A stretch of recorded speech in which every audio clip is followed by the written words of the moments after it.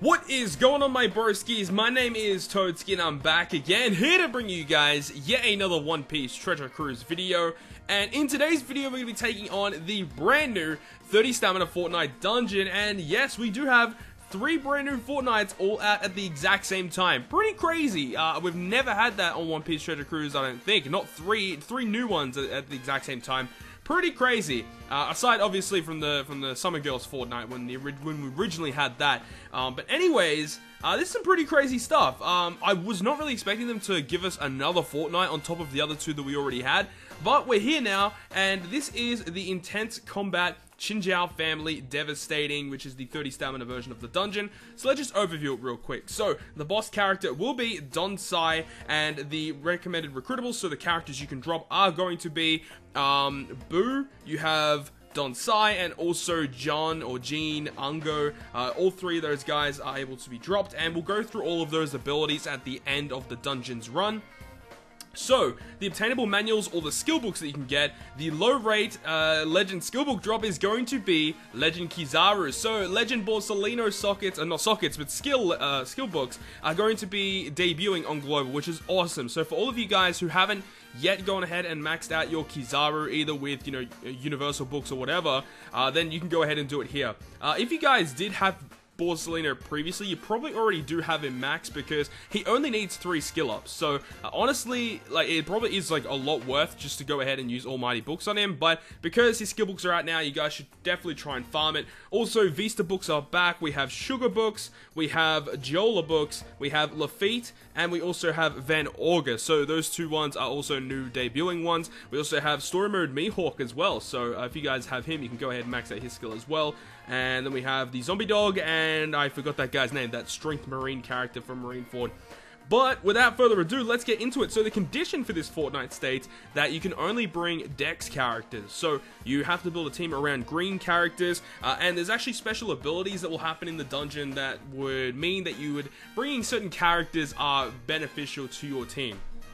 And actually, one small thing about this dungeon as well that is kind of weird is the fact that the dungeon is actually 8 stages long, which is really strange. A really strange, obscure number.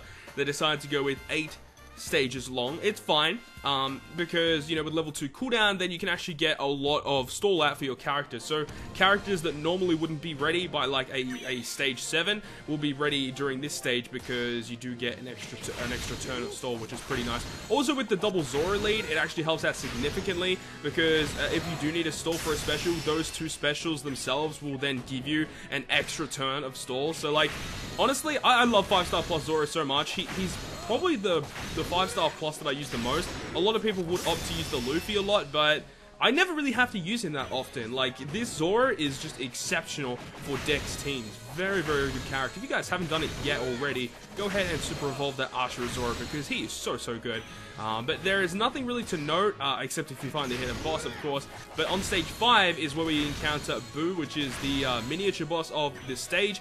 And what will happen is that he will give you an orb boost. He will give you a 1.1 times orb boost. Now, I actually was checking this because what will happen is if you get this on a lower difficulty, then you will get a higher orb boost multiplier. Like, I checked it on, might have been, I think it was the second difficulty one. You got like a 1.2 or 1.3 orb boost. So that's just something to note, that the lower the difficulty, the higher the orb boost you get. So you only get a 1.1 orb boost against this guy on 30 stamina. Fortunately, we did miss out perfect, so we are going to take a hit, but it's fine. We don't take any more hits like for the rest of the dungeon. This is the only stage that you'll kind of struggle to beat in one turn. But the rest of the stages, you shouldn't have any issues whatsoever clearing in a single turn, which is great.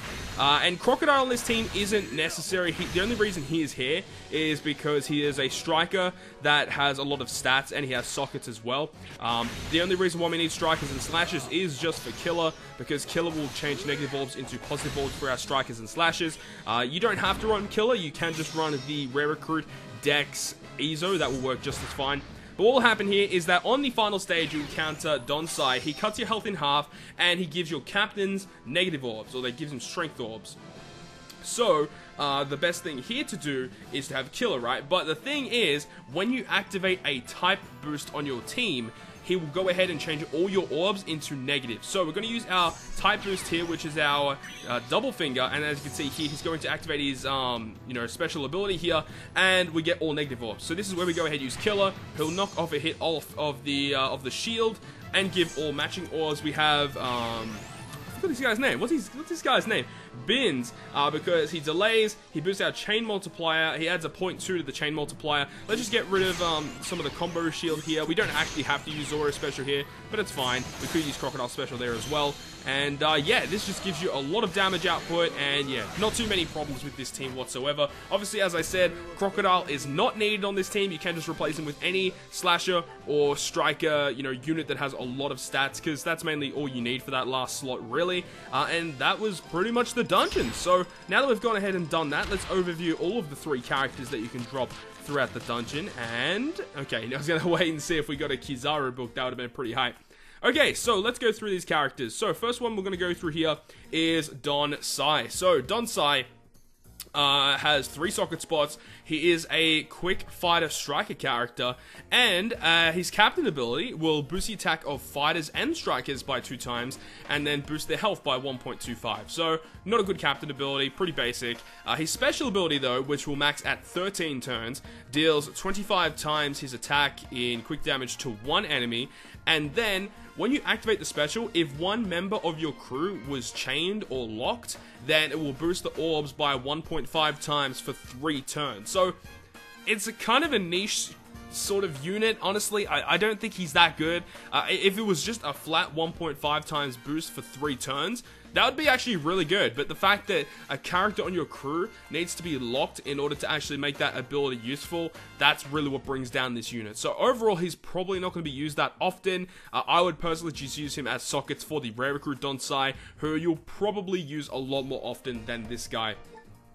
Next is going to be Boo. Boo is the miniature boss, as we said just a second ago, and the page that I just had open with all the information just completely got refreshed. Hang on a sec while I get this information back up. Okay, so Boo is a fighter-driven character. He is also a quick character, and his captain ability is simply 2 times attack to quick characters. His special ability will do 15 times his attack in blue damage. That will go against 1 enemy, and it will ignore all damage negating abilities and barriers. So that's a pretty nice special ability there. He doesn't do that much damage. It'll do about 15,000 damage through barriers, so it's not really that great, but sometimes that's all the damage you need. It might be good in some very niche situations, but honestly, you're not going to be using this guy that often. He's pretty trash. And the last unit we're going to go over is the hidden boss, which is Jean, whatever you want to call it, Jean Ango, who is a slasher shooter type character, and he is a dex character. And his captain ability will boost the amount of belly received by 1.5 times and gives a chance of duplicating a drop upon completion. So he is a dupe drop captain, so you can use him for the Sugarfest Islands, for any other island that you really want to get dupes of. And he also gives you extra belly as well. So I guess he's just like a better version of Baccarat, but the thing is, he doesn't give you any attack boost. So that's just the thing there. So you're probably going to use this guy for the Sugarfest Islands and stuff like that. So overall, this guy could be used as a captain, I guess, in those situations. And his special ability will max at 8 turns, and if the enemy is delayed at the time that you activate the special, reduce the special cooldown of all characters by 1, and then boost his own attack by 1.75 times for 1 turn. Not a bad ability, I would say. Yeah, you do have to delay the enemy in order for it to work, but I guess in some situations you can, lower the special cooldown, which can be kind of useful. He only boosts his own attack though, that's the thing. If he boosts everyone's attack by 1.75, that would be kind of busted, I think. But yeah, honestly, you're not going to be using this guy that often either. This island isn't really that good for the units, but you really just want to get those skill books, because as we said earlier, Van Ogre skill books are really good. A lot of people underrate this unit, but Joel actually has a pretty good special, and Lafitte, he has an okay special, Lafitte, and also story mode Mihawk and stuff like that, and obviously Borsalino skill book. So lots and lots of good stuff to look forward to in this fortnight. Hopefully you guys did enjoy this video, and if you guys did enjoy it, make sure to smack the like button down below. And if you want to stay up to date with all of the content I post on my channel, including more One Piece Treasure Cruise content, make sure to hit the subscribe button down below. But other than that, guys, I will see you guys within the next video.